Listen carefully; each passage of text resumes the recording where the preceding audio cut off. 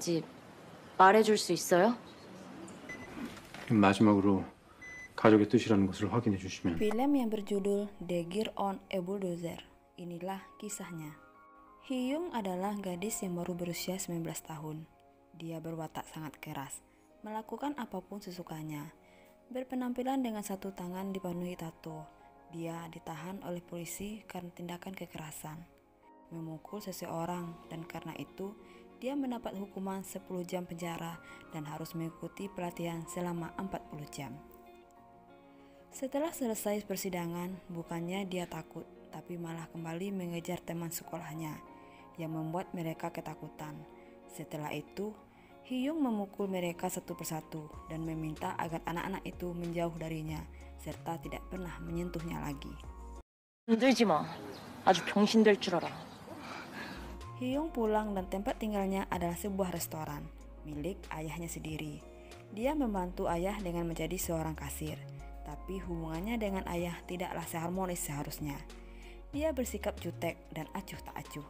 Hyung juga tinggal bersama adiknya, sedangkan ibunya telah meninggal 8 tahun yang lalu.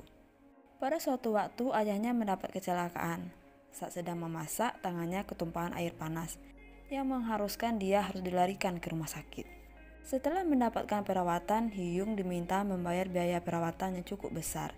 Dia sangat terkejut karena setahunya ayah punya polis asuransi yang ternyata harus dibekukan karena ayah telah lama tidak membayar biaya bulanannya. Tidak memiliki cukup uang, petugas menyarankan untuk mengaktifkan kembali asuransi ayah, yang membuat Hyung kesal. Dia harus membayar dengan menggunakan uang tabungannya, dan ayah berjanji akan menggantinya setelah uang polisnya keluar. Ayah pun menyarankan Hyung untuk cari pekerjaan yang baik dan belajar tutur kata yang sopan. Bukannya menurut, Hyung malah membentak ayah, meminta ayah untuk mengurus dirinya sendiri. Malam harinya saat Hyung tidur bersama adiknya, ayah keluar, tapi sebelumnya dia melihat kedua anaknya dengan penuh cinta. Setelah pagi saat Hyung sedang melaksanakan pelatihan, seorang polisi menelponnya, menanyakan keberadaan ayah, yang ternyata telah membawa kabur sebuah mobil curian. Hyung hanya menjawab kalau dia tidak tahu. Setelah pulang ke rumah, ternyata ayah belum pulang juga. Dan di kursi ada adiknya yang sudah kelaparan. Hyung membuatkannya makanan, namun kemudian ada polisi datang, mengabarkan kalau ayah mengalami kecelakaan dengan mengemudikan mobil curian, dan ayah juga telah menabrak 2 orang pejalan kaki. Selain polisi, di sana juga ada petugas asuransi dari korban yang ingin bernegosiasi, tapi Hyung tidak mau dengan berdalih kalau dia hanyalah putri bukan wali. Keesokan harinya pun Hyung semakin dibuat pusing. Banyak orang menelponnya mencari ayah yang berhutang banyak pada mereka. Bahkan ada satu pasangan yang datang yang akan mengambil alih restoran dan meminta Hyung dan adiknya untuk pergi. Tentu saja Hyung tidak terima itu. Dia mengusir dengan menyerang mereka menggunakan senjata tajam. Hyung kembali ke rumah sakit, tapi ayah sudah tidak ada di ruangannya. Ayah harus segera dioperasi karena kinerja organ vitalnya sangat menurun. Saat menunggu jalannya operasi, Hyung membuka handphone ayah. Ia ingin mencari tahu apa yang sebenarnya terjadi. Namun pada malam itu, dia tidak menemukan apa-apa. Kemudian seorang dokter menghampirinya, menjelaskan keadaan ayah yang tidak baik-baik saja. Ayah mengalami mati otak, yang membuat Hyung sangat terkejut. Ia kemudian masuk ke ruangan melihat ayah yang sedang terbaring, tidak sadarkan diri. Keesokan harinya, dia pergi ke tempat kecelakaan itu terjadi. Dia melihat tanda-tanda yang telah dibuat oleh polisi. Dia sangat merasa aneh. Bagaimana ayah bisa mendabrak 2 orang sedangkan di sana tidak ada jalur untuk jalan kaki? Ia ingin kepastian hingga dia pergi menemui korban tersebut. Di sana dia melihat seorang gadis dan bertanya apa yang terjadi saat kecelakaan. Bagaimana bisa kalian ada di sana, sedangkan di sana tidak ada jalan untuk pejalan kaki? Gadis itu tidak menjawab. Kemudian ibunya datang mengusir Hyung untuk pergi. Dia memang keluar dari ruangan itu, tapi dia tidak meninggalkan rumah sakit tersebut. Hingga gadis itu keluar, dia menghampiri kembali meminta kejelasan, dan sangat merasa curiga saat Hyung memegang tangannya yang diperban. Gadis itu tidak merasa kesakitan. Hyung memaksa membuka perban gadis itu, dan ternyata benar. Tidak ada luka atau memar di tangan gadis itu. Hyung kembali ke ruangan rumah sakit, tapi dia tidak menemukan korban itu lagi. dan petugas mengatakan kalau mereka sudah pulang dan akan melaksanakan rawat jalan. Dan petugas itu pun tidak mau memberikan nomor telepon mereka saat Hyung memintanya. Gagal mendapatkan kepastian, Hyung ke kantor polisi bertanya dan memberitahukan kalau korban kecelakaan itu tidak benar-benar terluka. Mereka hanya berpura-pura.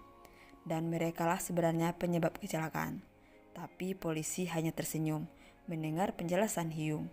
Sang polisi pun mengeluarkan berkas yang bertuliskan bahwa ada kemungkinan ayah sengaja ingin bunuh diri agar bisa mendapatkan asuransi jiwa. Karena sangat dicurigai, asuransi kembali diaktifkan beberapa hari sebelum kecelakaan. Dan orang yang akan mendapatkan asuransinya adalah Hyung sendiri. 모르니까 유서라니. 지금 자살이라고요? Sedangkan soal korban, polisi itu mengatakan hal itu merupakan hal yang biasa yang dilakukan banyak orang untuk mendapatkan biaya polis asuransi. Pada malam harinya, setelah sampai di rumah, Hyung kembali membuka handphone milik ayah dan melihat panggilan keluar yang ada di sana, dan salah satunya adalah kepada Ajusi, tempat di mana ayah dulu pernah bekerja. Dia memutuskan untuk menemui pria itu, dan setelah sampai di sana dia menanyakan kenapa ayah menemuinya. Ajusi mengajak Hyung untuk naik ke mobilnya. Di sana dia menjelaskan kalau dia meminta agar ayah untuk segera pindah, sewa tokonya telah habis. Hyung tidak bisa terima itu. Menurut dia toko itu adalah milik ayahnya karena ayah yang telah membangunnya. Sambil tersenyum, Ajusi kembali menjelaskan kalau ayahnya tidak mungkin bisa membeli tanah yang luas. Aku hanya meminjamkannya dan sekarang aku ingin itu kembali. Dan setelah itu Ajusi pergi meninggalkan Hyung. Hyung kembali ke rumah. Dia melihat keadaan di sana sudah berantakan. Dan di lantai atas ada adiknya yang menangis sambil memanggil Nuna, yaitu nama panggilan untuk Hyung. Untuk mengamankan sang adik, Hyung pergi ke rumah pamannya dan bertemu Bibi yang menyambut hangat kedatangan mereka. Namun Bibi agak berubah setelah mendengar Hyung mengatakan kalau dia tidak akan pindah dari toko restoran itu, karena Bibi tidak ingin masalah itu berimbas pada pekerjaan suaminya, serta menyalahkan ayah yang memaksakan kehendaknya dan selalu bermain judi. Dan pada akhirnya Hyung membawa adiknya kembali pulang, membatalkan niatnya untuk bermalam di sana. Hyung kembali mengecek handphone ayah. Dia melihat bekas ayah membuka foto video dia waktu masih kecil. Kemudian dia sangat terkejut saat membuka pesan suara yang terdengar ayah sedang marah-marah. Ternyata pada saat sebelum kejadian tersebut, ayah mendatangi Ajusi, memohon agar Ajusi tidak memintanya untuk pergi dari restoran. Tapi Ajusi menolak dan mengatakan kalau dia akan menjual toko itu, serta membatalkan perjanjian yang awalnya toko itu disewakan ke ayah untuk jangka waktu lama, 10-20 tahun. Walau telah berusaha, namun pada akhirnya ayah harus mengalah dan akan pindah dari toko. Ayah pun meminta ganti rugi untuk biaya pembangunan lantai 2. Tapi Ajusi menolak sambil mengatakan asuransi mana yang akan membayar bangunannya hancur. Mendengar itu ayah merasa dicurangi. Ternyata Ajusi berniat mengambil kembali toko untuk mendapatkan asuransi perbaikan. Ayah tidak bisa menahan emosinya. Dia marah-marah dan diusir oleh Ajusi. Dengan memegang sebuah pisau di tangannya, ayah membuat seorang karyawati terluka. Karena takut polisi akan segera datang, ayah langsung mengendarai sebuah mobil yang terparkir, yaitu mobil Ajusi. Setelah mendengarkan itu, Hyung datang mencari pria itu, namun tidak bisa menemukannya di kantor. Tapi dia tetap mencari, hingga akhirnya dia menemukannya di sebuah tempat. Di sana Ajusi sedang minum-minum bersama temannya. Ajusi mengolok-ngoloknya, kemudian Hyung memperdengarkan rekaman itu, yang membuat Ajusi sangat marah dan meminta penjaga untuk menangkapnya, dan dia pun menghancurkan handphone itu. Ternyata kejadian yang terjadi pada malam naas itu adalah karena sepasang kekasih yang sedang mabuk yang ingin melihat pemandangan malam hari yang melintas jalan tidak pada tempatnya, sehingga membuat ayah dan tidak sengaja menabrak mereka.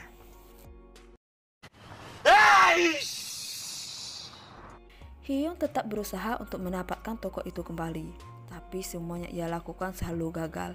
Bahkan dia sempat ditahan polisi karena mencoba menyerang Ajusi.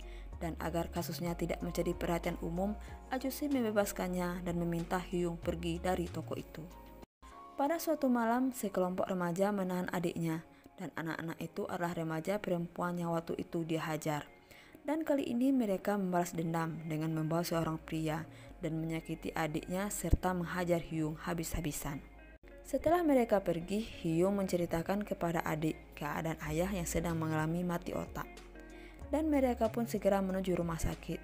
Hyung pun dengan berat hati harus memberi persetujuan untuk melepaskan semua penyangga hidup ayah, hingga ayah dinyatakan meninggal pada malam itu. Hyung kembali ke rumah bibi untuk menitipkan adiknya.